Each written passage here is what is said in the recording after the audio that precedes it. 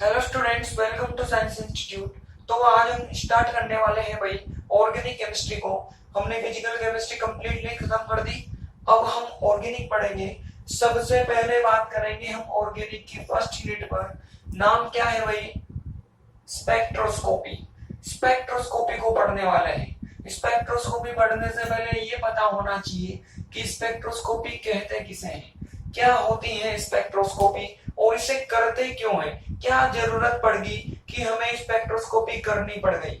देखो भाई, स्पेक्ट्रोस्कोपी कुछ नहीं होता। जब भी किसी कंपाउंड का हम स्पेक्ट्रम लेते हैं विद्युत चुंबकीय विकिरणों की सहायता से, जब भी किसी कंपाउंड का स्पेक्ट्रम लिया जाता है तो जो स्पेक्ट्रम मिलता है ना उसे कहा जाता है, मतलब जो स्पेक्ट्रम मिलता है।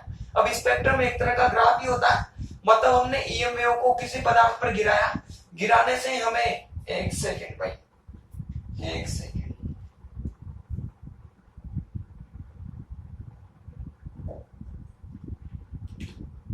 हाँ, तो किया क्या हमने किसी पदार्थ पर, किसी सब्सटेंस पर हमने ईएमएफ को इंसिडेंट करवाया, विद्युत चुंबकीय विकिरणों को आपतित करवाया, तो उस पदार्थ का हमें कोई ना कोई ग्राफ मिलेगा। उस ग्राफ को कहा जाता है स्पेक्ट्रम। और वो ग्राफ लेने की जो टेक्निक होती है, ये जो पूरी की पूरी प्रोसेस है, इस प्रोसेस को कहा जाता है स्पेक्ट्रोस्कोपी। करते क्यों है स्पेक्ट्रोस्कोपी को? अगर किसी भी कंपाउंड की स्ट्रक्चर आपको फाइंड आउट करनी है, मतलब किसी भी अननोन कंपाउंड को डिटेक्ट करना है, किसी भी अज्ञात यौगिकों को ज्ञात करना है कि यह कौन से प्रकार का है, तो फिर हमें स्पेक्ट्रोस्कोपी की जरूरत पड़ती है। इसमें मैंने अभी बताया कि इसमें मिलेगा क्या, हमें स्पेक्ट्रम मिलेगा। वह जो स्पेक्ट्रम मिलता है वह एक तरह से उस कंपाउंड का फिंगरप्रिंट होता है।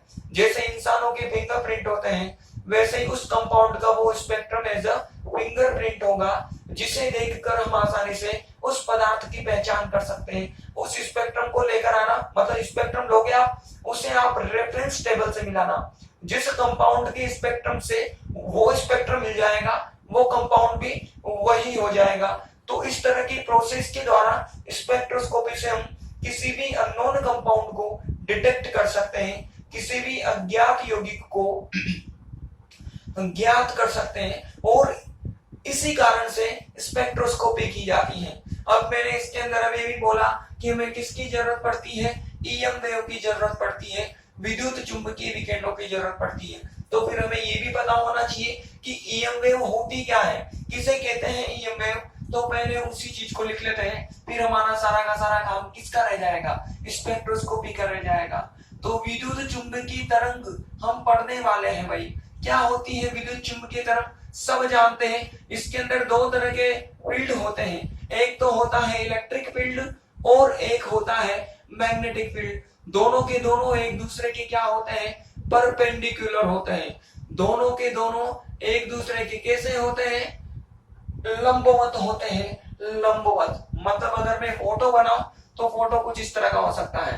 अगर मैं इस वाले, ये मैंने y बोल दिया, ये मैंने x बोल दिया, ये मैंने z बोल दिया। अगर इस वाले रीजन में मैंने क्या माना है भाई, b को माना है, तो ये जो z है ना, इस z की दिशा में मुझे क्या मिलेगा, सॉरी, इस ऊपर वाली दिशा में मैंने e को माना है, e को क्या मान लिया, e वेक्टर को मान लिया।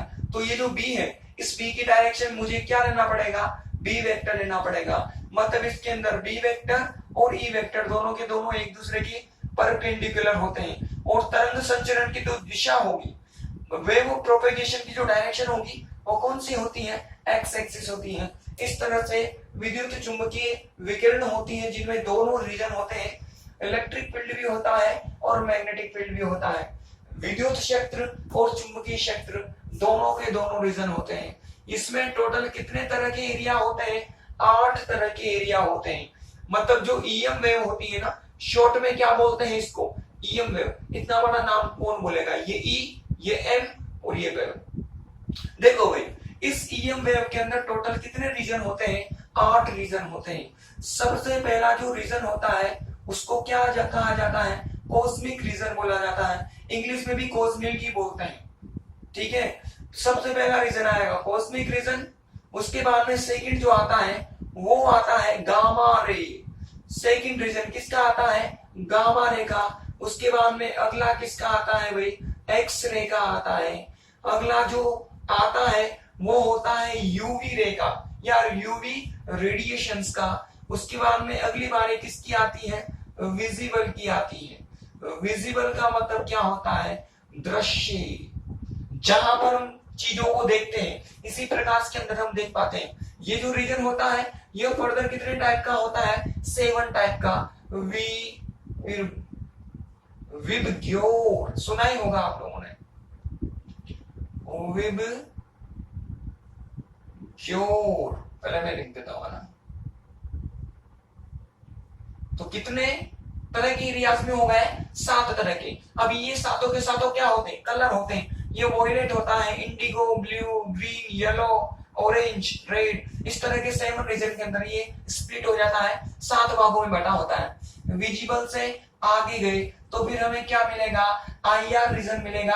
आईआर का मतलब क्या होता है, अवरक्त होता है।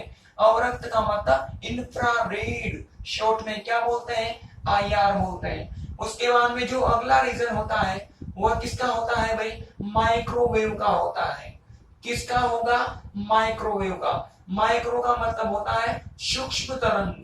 कौन सी तरंग, सूक्ष्म तरंग। और सबसे लास्ट में कौन सा रीजन आता है भाई, रेडियो वेव का रीजन आता है, रेडियो वेव का। आ गई बात समझ में। तो टोटल कितने रीजन होंगे, 8 रीजन होंगे। इसमें देखो जब हम इधर से इधर की तरफ जाते हैं तो एनर्जी की वैल्यू क्या होती है, घटती जाती है। सबसे ज्यादा एनर्जी इसकी और सबसे कम एनर्जी रेडियो की। अगर हम फ्रीक्वेंसी की बात करें तो एनर्जी की डायरेक्टली प्रोपोर्शनल होती है, सीधे समानुपाती, तो यह भी घटेगी। लेमड़ा की बात करें तो यह इनवर्सली प्रोपोर्शनल होता है, व्युत्क्रमानुपाती होता है, तो लेमड़ा बढ़ेगा। मतलब इसका सबसे कम, रेडियो का सबसे ज्यादा होता है। इस तरह की रिप्रेजेंटेशन होती है ईएम वेव की या विद्युत चुंबकीय तरंग की। लिखो इसके अंदर, विद्युत चुंबकीय तरंग में विद्युत क्षेत्र तथा चुंबकीय क्षेत्र एक दूसरे के, विद्युत चुंबकीय तरंग में विद्युत क्षेत्र तथा चुंबकीय क्षेत्र एक दूसरे के लंबवत उपस्थित होते हैं, लंबवत उपस्थित होते हैं। इसे निम्न प्रकार से प्रदर्शित कर सकते हैं, इसे निम्न प्रकार से प्रदर्शित कर सकते हैं। ठीक है, ये डायग्राम बना लो, काम आएगा भैया आप लोगों के। वैसे तो पता ही होगा आप लोगों को, जनरल नॉलेज है। तो आप लोग लिखो, in electromagnetic wave, in electromagnetic wave, magnetic field and electric field, magnetic field and electric field are perpendicular to each other, are perpendicular to each other। ठीक है, it can be shown as, फटाफट से diagram बनाइए भाई। अब देखो हर area की अलग अलग स्पेक्ट्रोस्कोपी होती है, हर एरिया में आपको अलग स्पेक्ट्रोस्कोपी मिलेगी। हमारे सिलेबस में केवल 2 है, हमें कौन कौन सी पढ़नी है, एक तो यूवी पढ़नी है। अगर आपने यूवी प्रकाश को गिराया है तो स्पेक्ट्रोस्कोपी का नाम क्या हो जाएगा, यूवी स्पेक्ट्रोस्कोपी। और फिर हमारे सिलेबस में कौन सी वाली है, आईआर है। यूवी की जगह अगर आईआर को गिरा दिया तो आईआर की वजह से जो स्पेक्ट्रम मिलेगा वो तो आईआर स्पेक्ट्रम हो जाएगा, और उस स्पेक्ट्रोस्कोपी का नाम क्या हो जाएगा, आईआर स्पेक्ट्रोस्कोपी।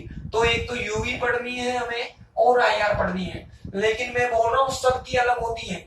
इसकी अलग होती है, इसकी अलग होती है, इसकी अलग, इसकी अलग, हर एरिया की अपनी अपनी स्पेक्ट्रोस्कोपी होती है। हमें सिर्फ यूवी की और आईआर की ही पढ़नी है। हो गया काम, ये होगी आपकी सामान्य नॉलेज ईएम वेव के बारे में। अब हम बात करते हैं स्पेक्ट्रोस्कोपी पर। इसकी परिभाषा मैं समझा चुका हूं, परिभाषा लिखो भाई, टॉपिक डालो फटाफट से। स्पेक्ट्रोस्कोपी लिखो, जब किसी पदार्थ पर विद्युत चुंबकीय तरंग आपतित की जाती है, जब किसी पदार्थ पर विद्युत चुंबकीय तरंग आपतित की जाती है, तो विद्युत चुंबकीय तरंग आपतित की जाती है तो पदार्थ विकिरणों का अवशोषण कर लेता है, पदार्थ विकिरणों का अवशोषण कर लेता है तथा अपना एक ग्राफ देता है, तथा अपना एक ग्राफ देता है। यह ग्राफ स्पेक्ट्रम कहलाता है, यह ग्राफ स्पेक्ट्रम कहलाता है तथा यह तकनीक स्पेक्ट्रोस्कोपी कहलाती है, तथा यह तकनीक स्पेक्ट्रोस्कोपी कहलाती है, स्पेक्ट्रोस्कोपी कहलाती है। ठीक है, अगली लाइन से लिखो, किसी अज्ञात पदार्थ की संरचना ज्ञात करने के लिए, किसी अज्ञात पदार्थ की संरचना ज्ञात करने के लिए स्पेक्ट्रोस्कोपी का उपयोग किया जाता है, स्पेक्ट्रोस्कोपी का उपयोग किया जाता है। ठीक है भाई, ये मैंने इसका यूज भी लिखवा दिया। आप लोग लिखो, when electromagnetic wave are incident on substance,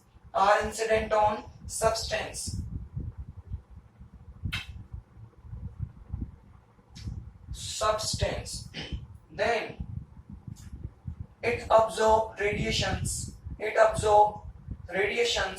and gives a graph which is called spectrum, and this technique is called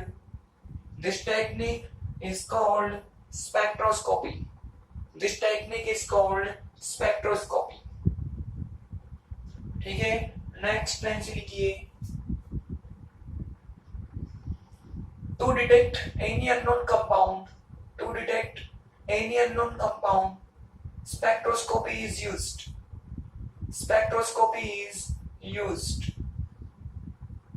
ठीक है, अगला टॉपिक डालो, अवशोषण स्पेक्ट्रम, एब्जॉर्प्शन स्पेक्ट्रम। अवशोषण का नाम, अब इसका नाम ही इसकी परिभाषा बता रहा है।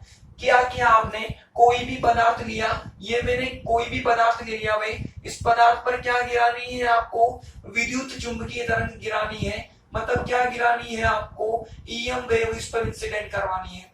ईएम वेव को जैसे इंसिडेंट करवाओगे, यह पदार्थ इन विकिरणों का अवशोषण करेगा, सारी तो करेगा नहीं, कुछ विकिरणों का अवशोषण करेगा और कुछ विकिरणें इससे पार होकर बाहर निकलेगी। जब उन बाहर निकलने वाले विकिरणों का इससे ट्रांसमिट होने वाले रेडिएशंस का आप स्पेक्ट्रम लेते हो, तो इस तरह से जो स्पेक्ट्रम मिलता है उसको क्या कहोगे, इससे बाहर निकलने वाले का स्पेक्ट्रम लिया तो उस स्पेक्ट्रम को क्या कहोगे आप, अवशोषण स्पेक्ट्रम कहोगे, एब्जॉर्प्शन स्पेक्ट्रम कहोगे। उसकी जो शक्ल होती है ना, वो थोड़ी सी ऐसी होती है। अब सारे स्पेक्ट्रम लगभग एक जैसे ही दिखाई देते हैं, लेकिन जब इसे माइक्रोस्कोप से देखते हैं तो हमें डिफरेंस नजर आता है कि यह सेम नहीं है, यह अलग अलग है। वैसे ही अवशोषण स्पेक्ट्रा की भी कुछ खास क्वालिटी होती है, इसकी भी कुछ मतलब कुछ इसमें क्वालिटीज होती है। क्या होती है भाई, इसके अंदर जो बैंड मिलते हैं, वो बैंड काले होते हैं, जबकि उनकी जो पृष्ठभूमि होती है या उनकी जो सरफेस होती है वह कैसी होती है, चमकीली होती है, ग्लिटर होती है। सपोज करो मैं आपको बना के बताऊं, माना कि कोई बैंड मुझे ऐसे मिला, इतना छोटा मुझे बैंड मिला, तो बैंड के जो बीच का एरिया है, यह एरिया कहलाएगा काला। मतलब इनके अंदर जो बीच का एरिया होता है, यह तो कैसा मिलता है, काला मिलता है, ब्लैक मिलता है। लेकिन जो इनकी पृष्ठभूमि होती है, यह जो इनकी सरफेस है, यह सरफेस कैसी होती है, चमकीली होती है, ग्लिटर होती है। बीच में काला और थोड़ी थोड़ी लाइनें क्या मिलेगी आपको, चमकीली मिलेगी। इस तरह का मिलता है आपको अवशोषण स्पेक्ट्रम या एब्जॉर्प्शन स्पेक्ट्रम। लिखो इसके अंदर, जब किसी पदार्थ पर विद्युत चुंबकीय तरंगे आपतित की जाती है, तो जब किसी पदार्थ पर विद्युत चुंबकीय तरंगे आपतित की जाती है तो पदार्थ विकिरणों का अवशोषण करके स्पेक्ट्रम देता है, पदार्थ विकिरणों का अवशोषण करके स्पेक्ट्रम देता है। यह स्पेक्ट्रम अवशोषण स्पेक्ट्रम कहलाता है। यह स्पेक्ट्रम अवशोषण स्पेक्ट्रम कहलाता है। इसमें बैंड काले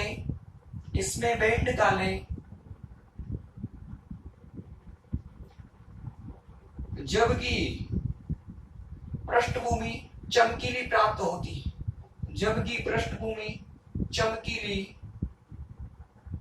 होती है। डायग्राम बना लो भाई, आप लोग लिखो when EM waves are incident on substance then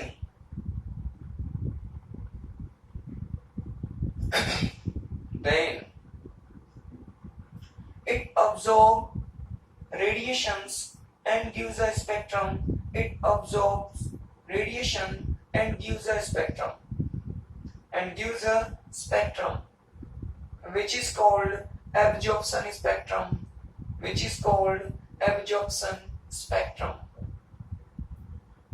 In this, bands are black, whereas surface is glitter. ठीक है, डायग्राम बनाइए और अगला लिखो उत्सर्जन स्पेक्ट्रम, एमिशन स्पेक्ट्रम। अब देखो, इसका भी नाम ही परिभाषा बता रहा है। ये मैंने कोई भी पदार्थ लिया, ये मैंने इस तरह का एक मटेरियल ले लिया, सब्सटेंस ले लिया, इस पदार्थ को मैंने गर्म कर दिया, हीटिंग कर दी मैंने इस मटेरियल की। जब हीटिंग करेगी, जब मैंने इसको हीट कर दिया, जब ये एक निश्चित ताप पर चला जाएगा, एक सर्टेन टेम्परेचर पर चला जाएगा, तो यह विकिरणों का उत्सर्जन करने लगता है। इसमें से रेडिएशंस क्या होने लगती है, एमिट होने लगती है। एक निश्चित ताप पर गर्म करते जा रहे हो तो एक निश्चित ताप पर यह विकिरणों का उत्सर्जन करने लगता है, रेडिएशंस को एमिट करने लगता है। जब उन उत्सर्जित विकिरणों का स्पेक्ट्रम लेते हैं ना, तो उस स्पेक्ट्रम को क्या बोलते हैं, उत्सर्जन स्पेक्ट्रम बोलते हैं या एमिशन स्पेक्ट्रम बोलते हैं। क्या बोलते हैं भाई उसको, एमिशन या उत्सर्जन स्पेक्ट्रम बोलते हैं। इसकी भी खास क्वालिटी होती है, इसके अंदर जो बैंड मिलता है ना, वो बैंड तो चमकीला होता है और उनकी जो पृष्ठभूमि होती है या जो सरफेस होती है वह काली मिलती है। यहाँ पर तो बीच वाला पार्ट काला था, ब्लैक था, लेकिन जो ये लाइंस थी ये कैसी थी, ग्लिटर थी, चमकीली थी। यहाँ उल्टा है, बीच वाला पार्ट तो चमकीला है, ये वाला भाग कैसा है, चमकीला है, ग्लिटर है, लेकिन जो ये लाइंस है, ये जो सरफेस है, ये सरफेस कैसी मिलती है, काली मिलती है, ब्लैक मिलती है। तो वहां का जस्ट अपोजिट मिलता है। लिखो, जब किसी पदार्थ को गर्म किया जाता है, तो पदार्थ विकिरणों का उत्सर्जन करता है,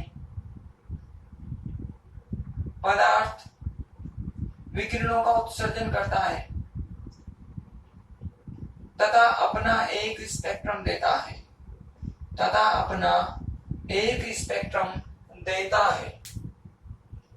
इसे उत्सर्जन स्पेक्ट्रम कहते हैं। इसमें बैंड चमकीले तथा पृष्ठभूमि काली प्राप्त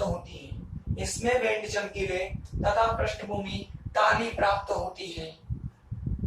When substance is heated, diagram बनाइए, when substance is heated, then it emit radiations and gives a spectrum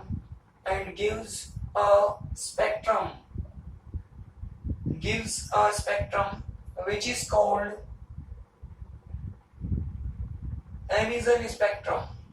called emission spectrum. In this, bands are glitter, whereas surface is black. ठीक है, डायग्राम बनाइए और अगला टॉपिक डालोगे। Photo spectrometer.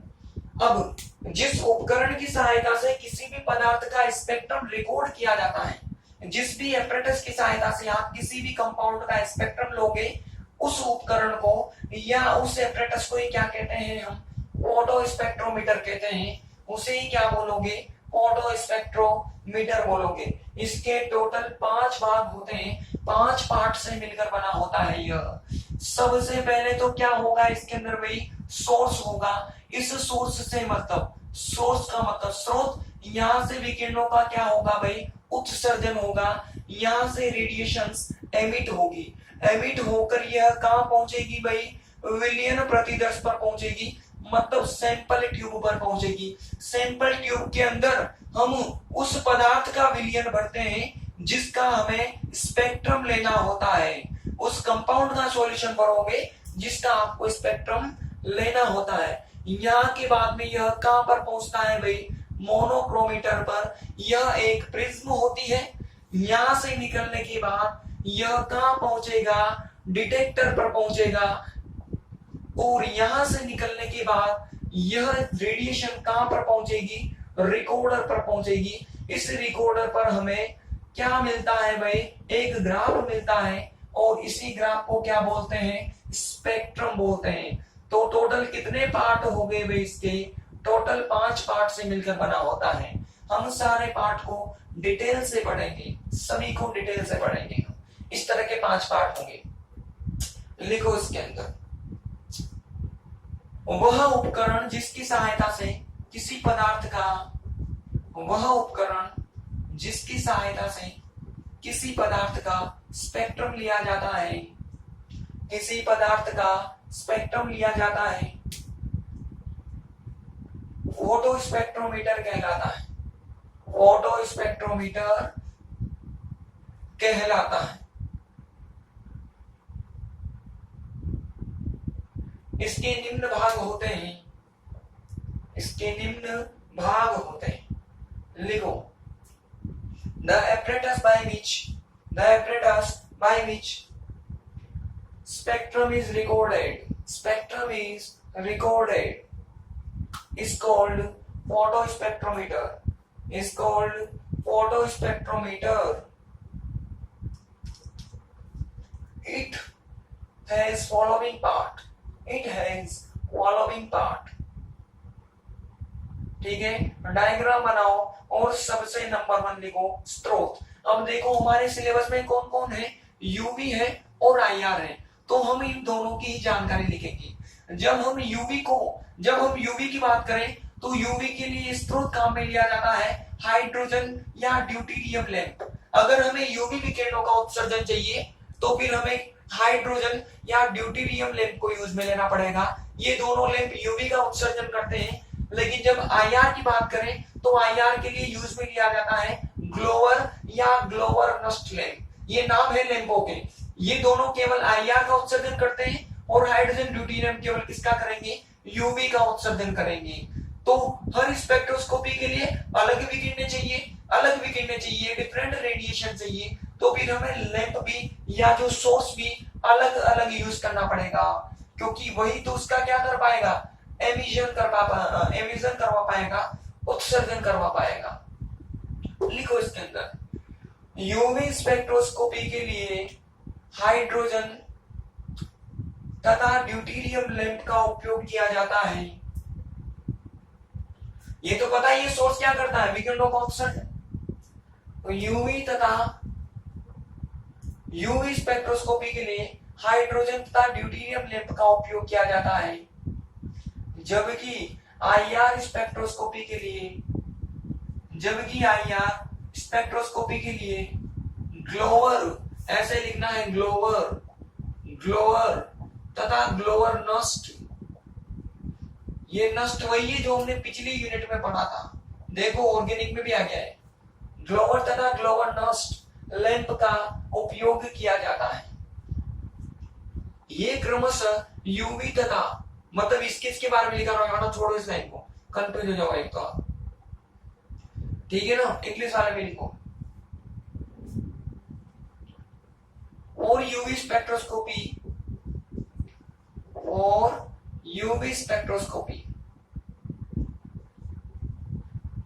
Hydrogen and deuterium lamp is used, hydrogen and deuterium lamp is used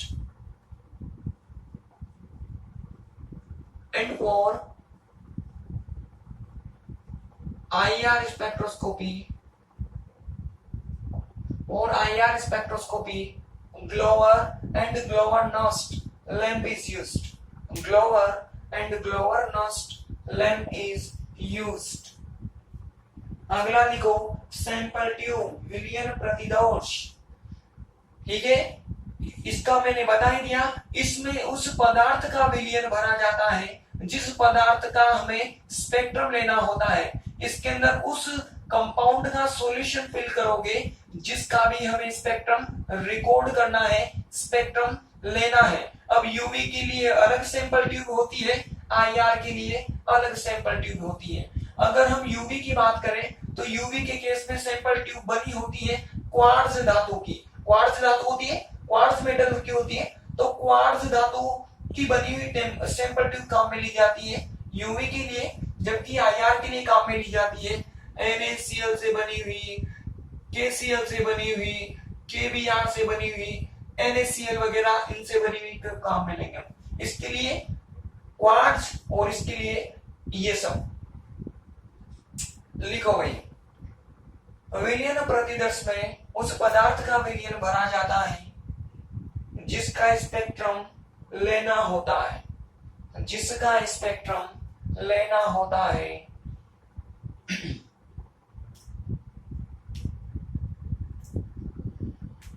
जिसका spectrum लेना होता है। ठीक, यूवी स्पेक्ट्रोस्कोपी के लिए क्वार्ट्ज धातु से बनी हुई सैंपल ट्यूब, यूवी स्पेक्ट्रोस्कोपी के लिए क्वार्ट्ज धातु से बनी हुई सैंपल ट्यूब, जबकि आईआर स्पेक्ट्रोस्कोपी के लिए, जबकि आईआर स्पेक्ट्रोस्कोपी के लिए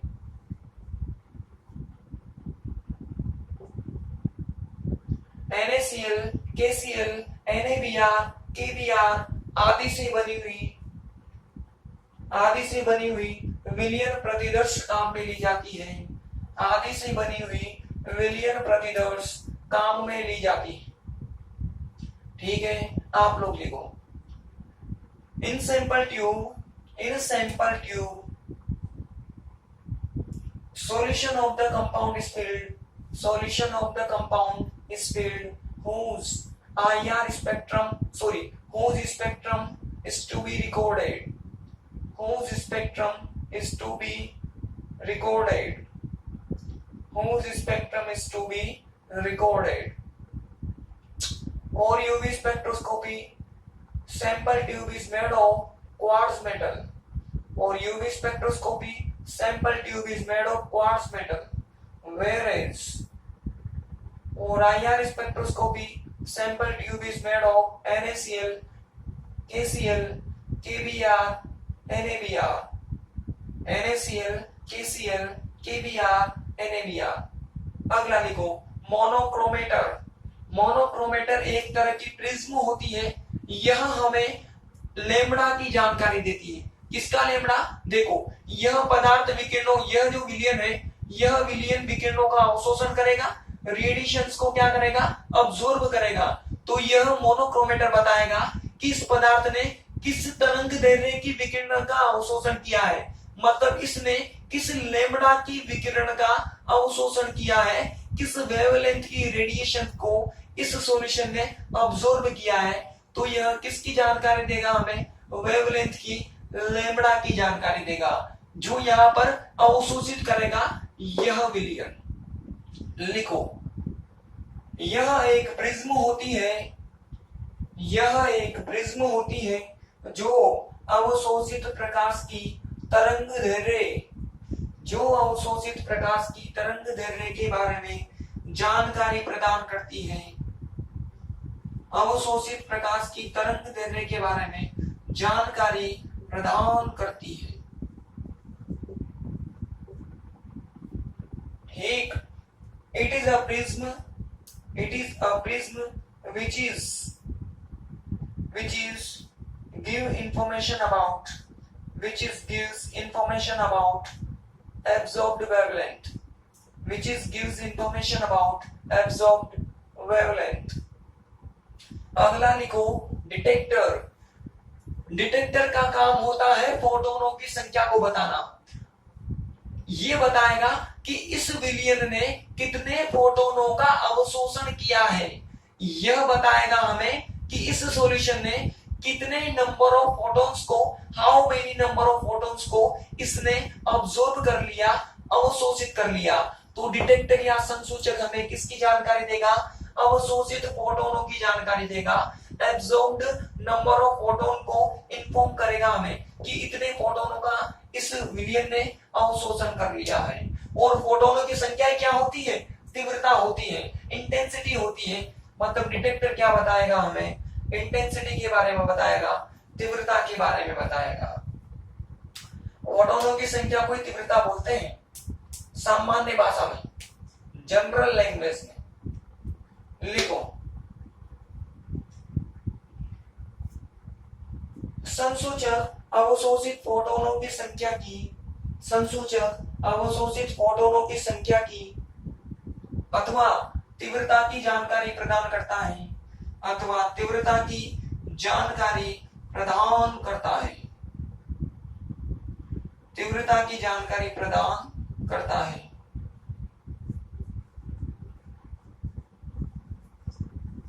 Detector gives information about absorbed number of photons or intensity, ठीक है भाई।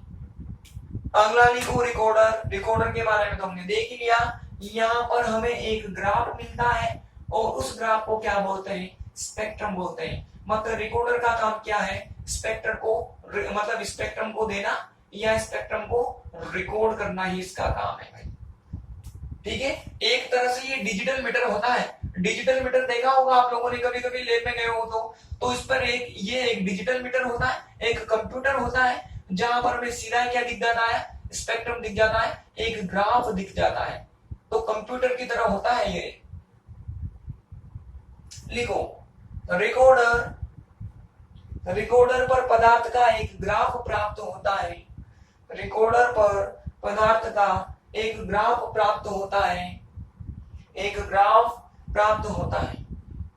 यह ग्राफ स्पेक्ट्रम कहलाता है।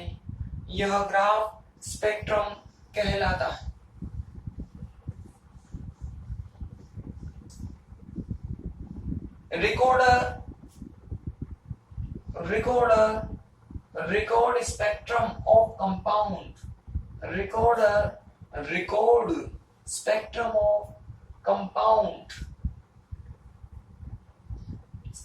of compound. ये हो गया है फोटो स्पेक्ट्रोमीटर। इसमें हमने दोनों तरह की इंफॉर्मेशन लिखी है, यूवी के रेस्पेक्ट में और आईआर के रेस्पेक्ट में, क्योंकि दोनों ही हमारे सिलेबस में है। अब ये तो अब तक तो थी जनरल नॉलेज। अब हम स्टार्ट करने वाले हैं भाई किसको? यूवी स्पेक्ट्रोस्कोपी को। यहां से अब कुछ दिनों तक क्या चलेगी? केवल यूवी चलेगी। जब यूवी खत्म हो जाएगी तो फिर हम किसकी बात करेंगे? आईआर की बात करेंगे। तो फटाफट से टॉपिक डालो, यूवी स्पेक्ट्रोस्कोपी। अब अगर परिभाषा की बात करें, परिभाषा बहुत आसान है कि हमने एक पदार्थ लिया, उस पर मैंने कौन सी विकिरणें गिराई? यूवी विकिरणें गिरा दी। यूवी रेडिएशंस को आपने कंपाउंड पर इंसिडेंट करवाया, तो उसके अंदर के जो इलेक्ट्रॉन है वो लोअर फील्ड से हायर फील्ड में एक्साइट हो जाते हैं, निम्न क्षेत्र से उच्च क्षेत्र में उत्तेजित हो जाते हैं। अब हम अच्छी वाली डेफिनेशन लिखेंगे। अभी तो सीधा बोल दिया था हमने, स्पेक्ट्रम दे दिया, लेकिन कैसे दे दिया स्पेक्ट्रम? अब वो प्रोसेस भी सुनो। जब भी आप किसी कंपाउंड पर यूवी विकिरण को आपतित करोगे तो उसके अंदर के जो इलेक्ट्रॉन होते हैं वो लोअर फील्ड से हायर फील्ड में एक्साइट हो जाते हैं। मतलब लोअर एनर्जी लेवल से निम्न ऊर्जा स्तर से हायर एनर्जी लेवल में उच्च ऊर्जा स्तर में उत्तेजित हो जाते हैं, और उत्तेजित होते हुए अपना एक स्पेक्ट्रम देते हैं। जब वो यहां से यहां जाएंगे तो अपना एक स्पेक्ट्रम देंगे, उस स्पेक्ट्रम को कहा जाता है यूवी स्पेक्ट्रम, और टेक्निक का नाम क्या हो जाएगा, यूवी स्पेक्ट्रोस्कोपी हो जाएगा। जब वह यहां से ऊपर जाएगा तो वह स्पेक्ट्रम देगा, उसे कहोगे यूवी स्पेक्ट्रम, और टेक्निक हो जाएगी यूवी स्पेक्ट्रोस्कोपी। इसका यूज क्यों किया जाता है, किस चीज की जानकारी प्रदान करती है यूवी स्पेक्ट्रोस्कोपी, तो यह बताती है कि कंपाउंड में डबल बॉन्ड या ट्रिपल बॉन्ड उपस्थित है या नहीं है। मतलब यह किसकी जानकारी देगी, हमें असंतृप्तता की जानकारी देगी, अनसैचुरेशन की जानकारी देगी। अगर किसी कंपाउंड में डबल बॉन्ड या ट्रिपल बॉन्ड हुआ तो ही हमें स्पेक्ट्रम मिलेगा, अदरवाइज हमें स्पेक्ट्रम नहीं मिलेगा। तो पदार्थ में क्या होनी जरूरी है, असंतृप्तता होनी जरूरी है, अनसैचुरेशन होना जरूरी है कंपाउंड के अंदर, तभी ही यूवी स्पेक्ट्रोस्कोपी के अंदर ग्राफ मिलेगा या स्पेक्ट्रम मिलेगा। लिखो, जब पदार्थ पर यूवी विकिरणें आपतित की जाती है, जब पदार्थ पर यूवी विकिरणें आपतित की जाती है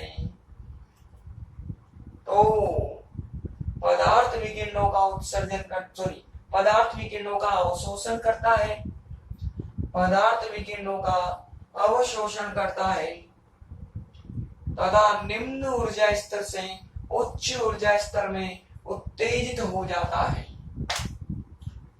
निम्न ऊर्जा स्तर से उच्च ऊर्जा स्तर में उत्तेजित हो जाता है तथा एक स्पेक्ट्रम देता है तथा एक स्पेक्ट्रम देता है जिसे यूवी स्पेक्ट्रम कहते हैं तथा यह तकनीक यूवी स्पेक्ट्रोस्कोपी कहलाती है, तथा यह तकनीक यूवी स्पेक्ट्रोस्कोपी कहलाती है। ठीक, अगली लाइन से लिखो, यूवी स्पेक्ट्रोस्कोपी पदार्थ में असंतृप्तता की जानकारी प्रदान करती है। यूवी स्पेक्ट्रोस्कोपी पदार्थ में असंतृप्तता की जानकारी प्रदान करती है। When UV radiations are incident, UV radiations are incident on substance, then it absorbs radiations and excite from lower energy level to higher energy level, excites from lower energy level to higher energy level and gives a spectrum which is called UV spectrum, and this technique is called UV spectroscopy. This technique is called UV spectroscopy. To detect, अगले line से लिखो, to detect unsaturation in compound, to detect unsaturation in compound, unsaturation in compound,